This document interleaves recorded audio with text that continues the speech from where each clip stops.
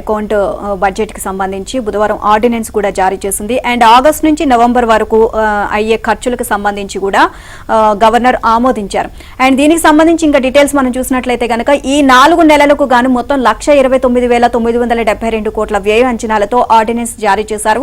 ప్రభుత్వం కొత్తగా రావడం, కొత్త సర్కార్ చేసిన లెక్కలన్నీ అక్రమాలతో ఆర్థిక వ్యవస్థ కుప్పకూలిపోవడంతో ఆర్థిక అరాచకాల వల్ల వాటిల్లిన నష్టాలపై ఒక స్పష్టతకు వచ్చాకే పూర్తి స్థాయి బడ్జెట్ ప్రవేశపెట్టాలని భావించినట్లు ఆర్డినెన్స్ లో సర్కార్ పేర్కొంది.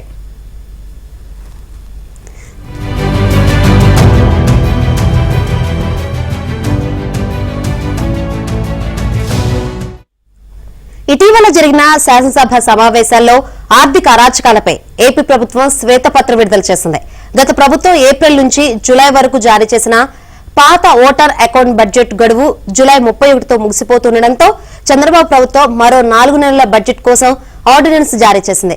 2024-25 ఆర్థిక సంవత్సరంలో ఆగస్టు 1వ తేదీ నుంచి నవంబర్ 30వ తేదీ వరకు అంచనా వేసిన వ్యయం 1,29,972.97 కోట్లకు గవర్నర్ ఆమోదం తీసుకుంది.